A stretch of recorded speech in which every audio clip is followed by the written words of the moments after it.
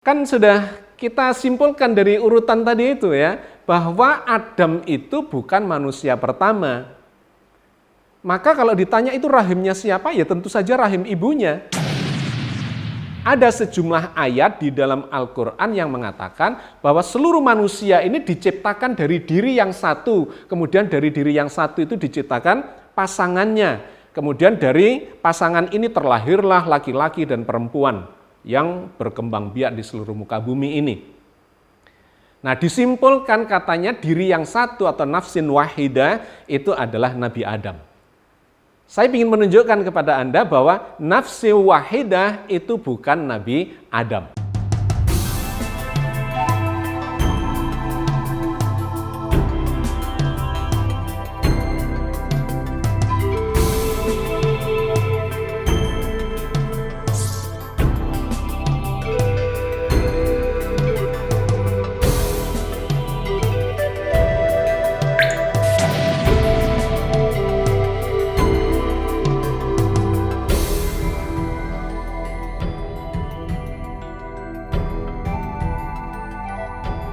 Assalamualaikum warahmatullahi wabarakatuh.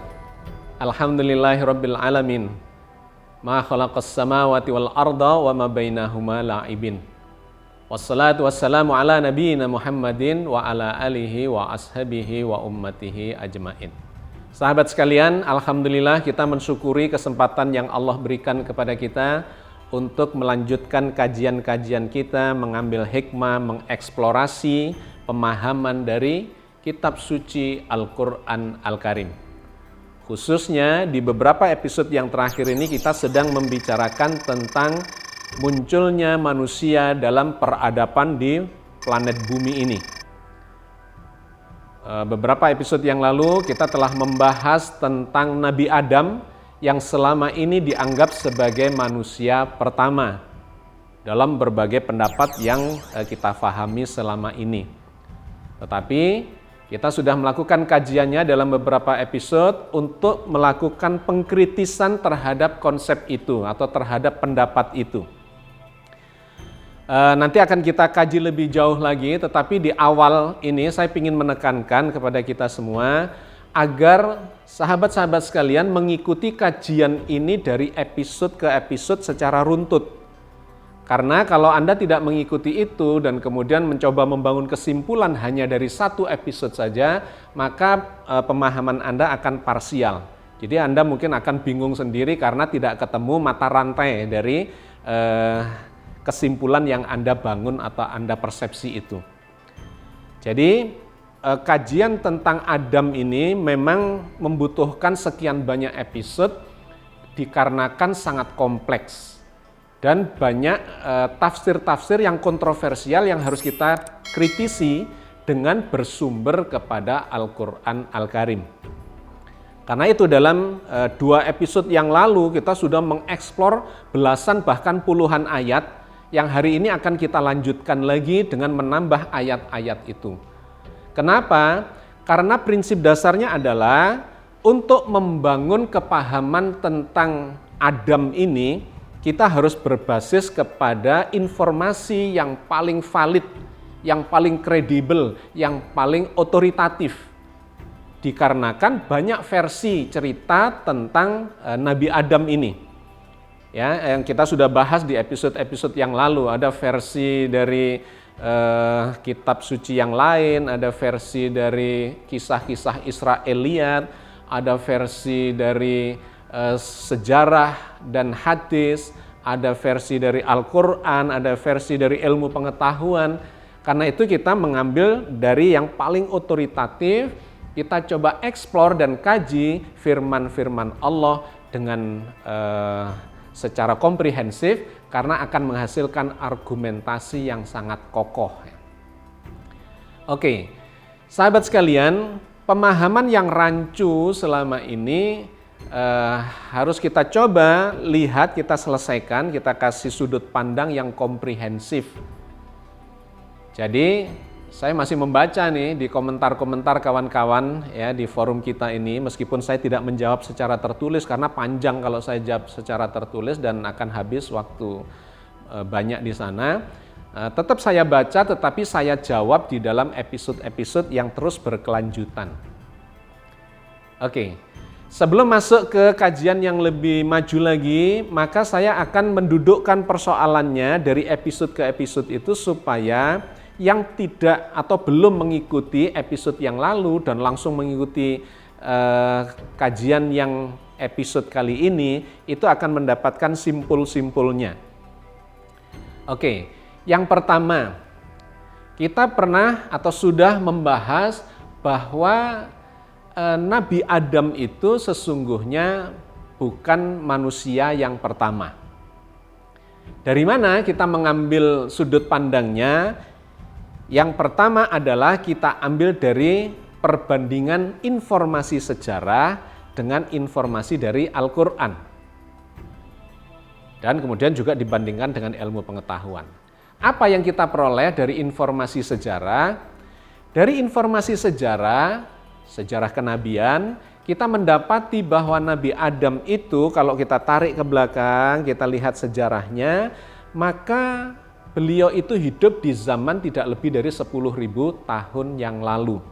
Ya, dengan mudah Anda menelusuri sejarah itu, ditarik ke belakang Nabi Muhammad, Nabi Isa, Nabi Ibrahim, Nabi Nuh sampai ke Nabi Adam, maka Anda akan mendapati bahwa sejarah atau era Nabi Adam itu sekitar tidak lebih dari 10.000 tahun yang lalu. Nah, kemudian ada yang mengcounter, kok mengambil sejarah, ambil saja langsung dari Al-Quran. Loh, justru Al-Quran memerintahkan kita untuk mengambil sejarah. Kita ini disuruh melakukan perjalanan di muka bumi ini untuk mengamati jejak-jejak sejarah bangsa-bangsa atau peradaban atau makhluk hidup di masa lalu. Justru itu perintah Allah, kita nggak bisa hanya mengambil dari ayat Al-Quran tanpa membandingkan dengan realitas yang kita dapati dari jejak-jejak sejarah itu. Ya, jadi itu poin satu. Karena itu Allah mengingatkan kita di dalam kitab suci Al-Quran untuk melakukan perjalanan. Seperti misalnya yang difirmankan Allah dalam surat Al-Ghafir ayat 21. A'udzubillahi minasyaitonirrajim. Bismillahirrahmanirrahim. Awalam yasiru fil ardi fayanzuru kaifa kana akibatul ladzina kanu min qablihim. Dan apakah mereka tidak mengadakan perjalanan di muka bumi lalu memperhatikan bagaimana kesudahan orang-orang yang sebelum mereka. Jadi itu poin yang pertama, bahwa kita ini justru diperintahkan Allah untuk melakukan klarifikasi, cross check dengan cara mengamati sejarah, jejak-jejak sejarah peradaban. Ya, itu satu. Yang kedua, muncul pertanyaan, benarkah Nabi Adam itu manusia pertama? Ya, karena ini masih jadi perdebatan yang panjang, termasuk di forum kita ini, meskipun kita sudah membahas di episode yang lalu bahwa kita sudah menyimpulkan Adam itu bukan manusia pertama. Dari mana sudut pandangnya? Satu, Al-Quran itu tidak pernah menyebut Nabi Adam sebagai manusia pertama. Jadi bagi Anda yang masih memiliki pendapat bahwa Nabi Adam itu adalah manusia pertama, tolong diberikan dalilnya kepada kita semua. Ayat mana yang mengatakan secara eksplisit bahwa Nabi Adam adalah manusia pertama? Tidak ada. Anda tidak akan menemukan Al-Quran mengatakan Nabi Adam adalah manusia yang pertama. Sehingga pendapat-pendapat yang mengatakan Nabi Adam sebagai manusia pertama itu sesungguhnya bersandar kepada penafsiran ayat-ayat yang tidak eksplisit. Jadi mentakwilkan, menafsirkan dari berbagai informasi yang tidak secara langsung mengatakan bahwa Nabi Adam itu adalah manusia yang pertama. Di antaranya, kenapa banyak yang berpendapat bahwa Nabi Adam itu dianggap manusia yang pertama? Dikarenakan ada ayat-ayat yang mengatakan bahwa Nabi Adam itu diciptakan dari tanah yang dibentuk kemudian diucapi kun fayakun. Nah, sayangnya ini tidak dibandingkan dengan sejumlah ayat yang lain.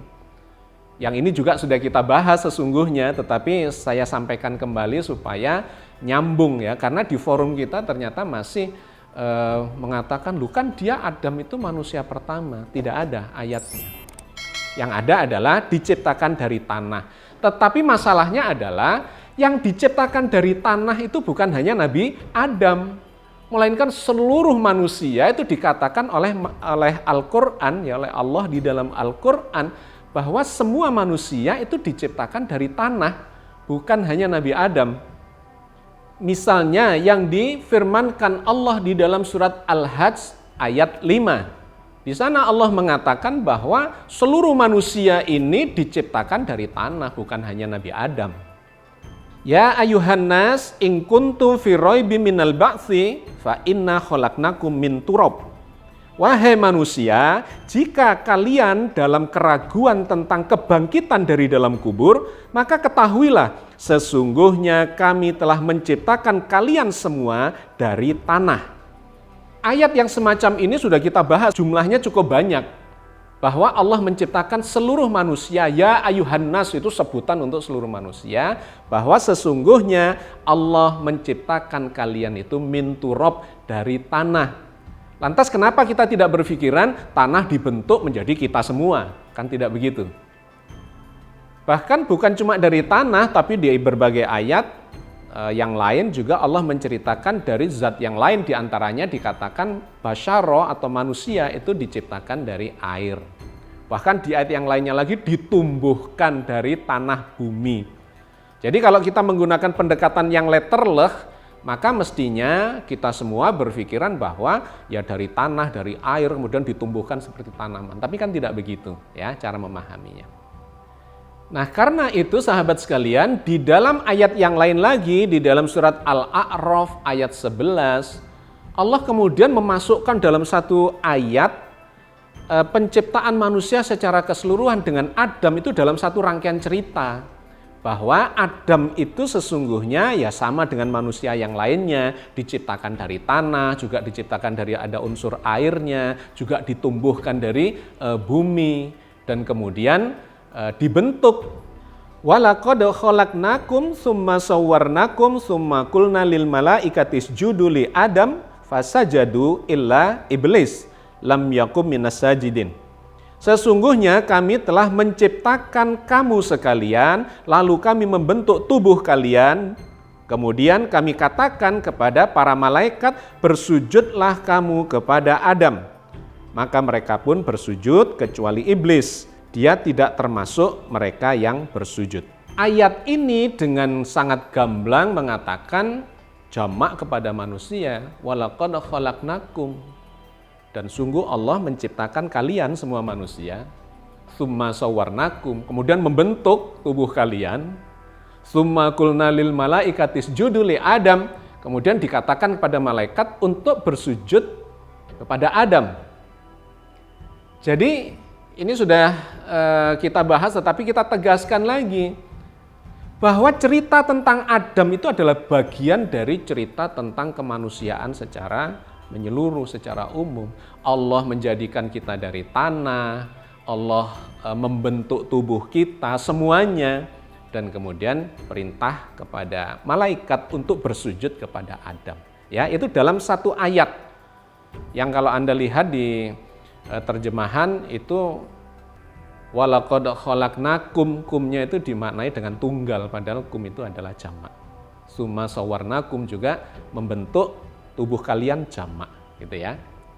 Oke, berikutnya lagi kita mendapatkan penegasan bahwa pembentukan itu bukan terjadi di luaran ya, tetapi di dalam rahim. Itu diceritakan Allah di dalam surat Ali Imran ayat 6. Huwallazi yusawwirukum fil arhami kaifa yasha, la ilaha illa huwal azizul hakim. Dialah yang membentuk tubuh kalian di dalam rahim sebagaimana dikehendakinya. Tidak ada Tuhan melainkan Dia yang maha perkasa lagi maha bijaksana. Jadi eksplisit sekali bahwa tubuh manusia itu dibentuknya bukan di luar rahim tapi di dalam rahim. Allah membentuk tubuh manusia termasuk Nabi Adam itu di dalam rahim. Nah, lantas muncullah pertanyaannya, kalau itu di dalam rahim, rahimnya siapa? Ya tentu saja rahim ibunya. Kan sudah kita simpulkan dari urutan tadi itu ya, bahwa Adam itu bukan manusia pertama. Maka kalau ditanya itu rahimnya siapa, ya tentu saja rahim ibunya. Tetapi kalau kemudian ditanya ibunya siapa, nah Al-Quran tidak menjelaskan ibunya siapa. Tetapi bukan berarti kalau tidak disebutkan ibunya siapa, lantas tidak punya ibu. Banyak sekali nabi-nabi yang oleh Al-Quran tidak diceritakan ibunya. Ibunya Nabi Nuh siapa? Tidak diceritakan oleh Al-Quran.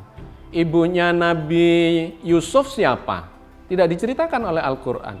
Ibunya Nabi Daud, ibunya Nabi Sulaiman, ibunya nabi-nabi tidak diceritakan oleh Al-Quran. Tapi bukan karena itu lantas kita mengatakan, nah kan tidak diceritakan berarti tidak ada ibunya. Apalagi Nabi Khidir itu orang tuanya siapa? Nah kemudian ada yang berpendapat Nabi Khidir itu muncul tiba-tiba begitu. Tidak ada bapaknya, tidak ada ibunya. Nah, tidak begitu saya kira cara memahaminya. Oke, jadi kalau ditanya rahimnya siapa, ya rahimnya ibunya. Karena memang sejak awal kita sudah melakukan kajian Nabi Adam ini bukan manusia pertama. Dia manusia generasi kesekian. Ya, nanti semakin ke sana episodenya akan semakin jelas. Tapi kita tidak bisa langsung menceritakan semuanya karena ini harus dalam dan satu persatu kita bahas dengan berbasis kepada ayat Al-Quran. Ya, sampai sejauh ini maka kita sudah mendapati argumentasi yang kuat secara sejarah, secara ilmiah, dan kemudian secara dalil-dalil dari dalam Al-Quran Al-Karim yang mengatakan bahwa Nabi Adam itu sesungguhnya bukan manusia yang pertama, dan kemudian kalaupun diciptakan dari tanah itu sama saja dengan manusia yang lainnya, dan kemudian dibentuknya itu ada di dalam rahim. Nah, di kesempatan kali ini saya ingin menambahkan lagi informasi dari dalam Al-Quran yang menegaskan bahwa memang terbentuknya itu di dalam rahim. Ada istilah yang sering kita dengar dan ini dianggap sebagai argumentasi bagi yang punya kesimpulan bahwa Adam itu adalah manusia pertama, yaitu yang terkait dengan istilah nafsin wahidah, diri yang satu. Ada sejumlah ayat di dalam Al-Quran yang mengatakan bahwa seluruh manusia ini diciptakan dari diri yang satu. Kemudian dari diri yang satu itu diciptakan pasangannya. Kemudian dari pasangan ini terlahirlah laki-laki dan perempuan yang berkembang biak di seluruh muka bumi ini. Nah, disimpulkan katanya diri yang satu atau nafsin wahidah itu adalah Nabi Adam. Saya ingin menunjukkan kepada Anda bahwa nafsi wahidah itu bukan Nabi Adam.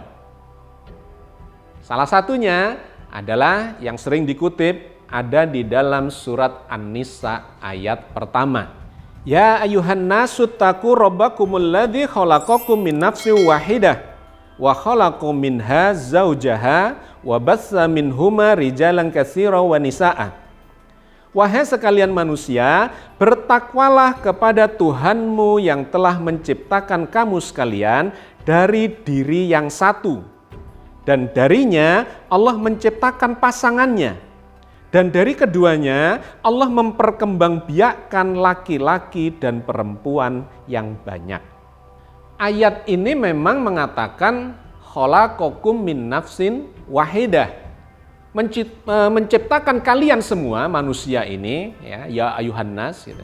Menciptakan kalian semua ini min nafsi wahidah, dari diri yang satu, di mana dari diri yang satu itu kemudian diciptakan pasangannya. Dan dari pasangan ini kemudian muncullah keturunan-keturunan laki-laki dan perempuan yang banyak. Nah, sesungguhnya ini tidak juga menyebut Adam, tetapi ditafsiri sebagai Adam nafsin wahidah itu. Nah, apakah iya? Caranya gimana untuk meng-cross-check? Ya kita cari ayat yang lain.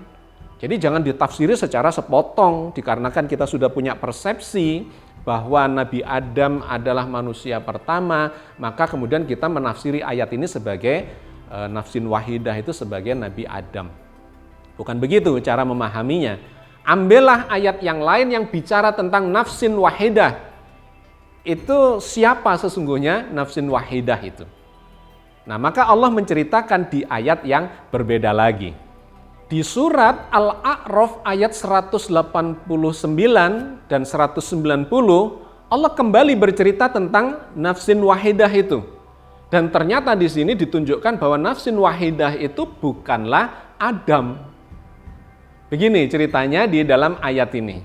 Huwallazi khalaqakum min nafsin wahidah wa ja'ala minha zawjaha liyaskuna ilaiha.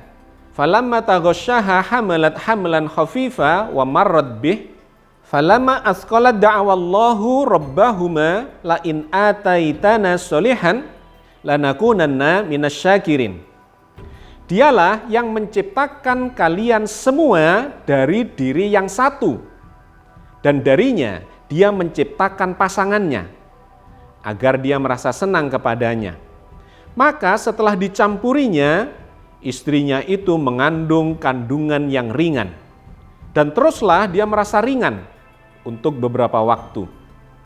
Kemudian tatkala dia merasa berat, keduanya suami istri itu bermohon kepada Allah Tuhannya seraya berkata, sesungguhnya jika engkau memberi kami anak yang saleh, tentulah kami termasuk orang-orang yang bersyukur.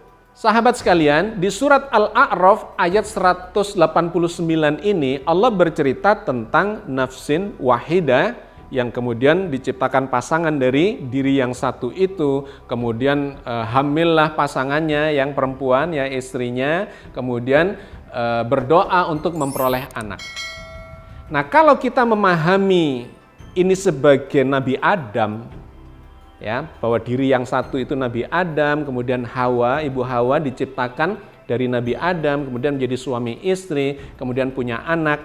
Berarti yang berdoa untuk punya anak yang saleh itu adalah Nabi Adam bersama Hawa. Ternyata pemahaman yang seperti itu salah. Kenapa? Karena dijelaskan pada ayat berikutnya. Ya, penjelasannya ada di sini sehingga kita kemudian berkesimpulan bahwa ini memang bukan Nabi Adam.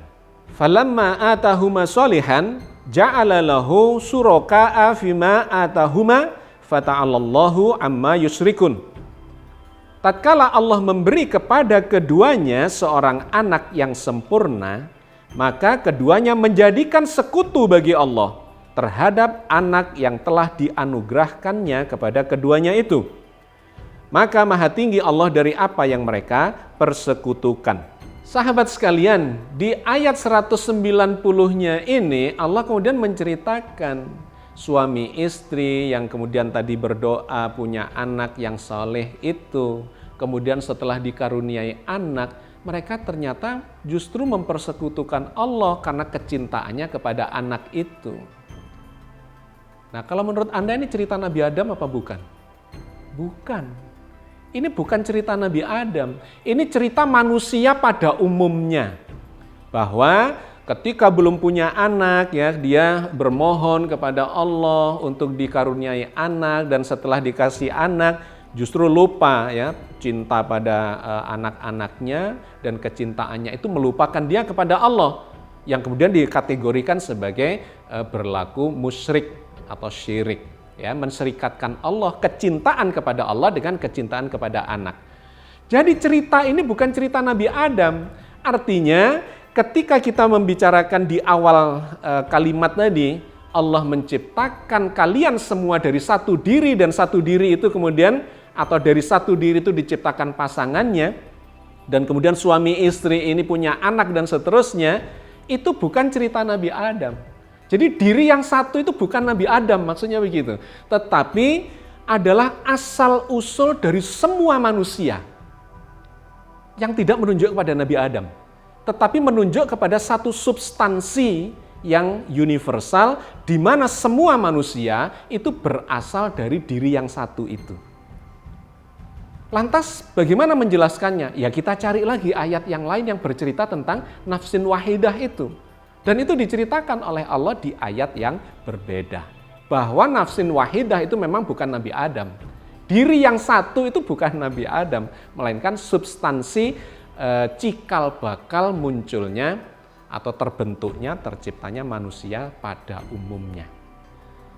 Ayat lainnya yang bercerita tentang nafsin wahidah itu, dan ini sangat menarik mengarah kepada pemahaman yang lebih substansial, ada di dalam surat Al-An'am ayat 98.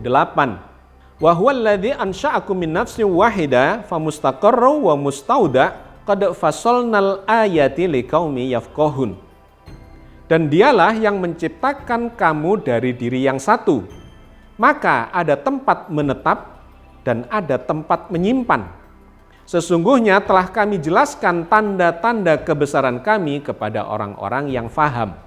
Ayat ini sangat menarik karena bercerita lebih spesifik bahwa Allah ansha'akum min nafsin wahidah. Allah menciptakan kalian semua manusia ini min nafsin wahidah, dari diri yang satu. Tetapi menariknya kemudian ini diketahui dari kalimat berikutnya, apakah ini Adam atau bukan. Di situ ada kalimat wa mustaqarru wa mustauda, bahwa diri yang satu itu berada di tempat menetap, ya, mustaqarru wa mustauda, dan tempat penyimpanan sementara yang nanti akan ditinggalkan, ya. Mustaqarru itu berasal dari kata qoror. Dan kata qoror ini digunakan di ayat-ayat yang lain yang bermakna sebagai tempat menetap. Sedangkan mustauda, ya, dari kata wada, itu adalah transit, ya, sementara dan kemudian nanti akan meninggalkan. Nah, kata qoror itu digunakan di ayat yang berbeda, misalnya di dalam surat Al-Mu'minun ayat 12 dan 13. Ketika Allah menceritakan walaqad khalaqnal insana min sulalatin min tin tsumma ja'alnahu nutfatan fi qararim makin. Dan sesungguhnya Allah menciptakan manusia dari sulalatin min tin, dari saripati tanah, kemudian dijadikan nutfah yang disimpan fi qararim makin, di tempat yang kokoh, ya. Jadi mustaqarru itu adalah menunjuk kepada tempat penyimpanan dalam arti rahim. Kemudian mustauda adalah tempat penyimpanan sementara yang nanti juga akan ditinggalkan. Jadi mustaqarru wa mustauda itu menunjuk kepada rahim.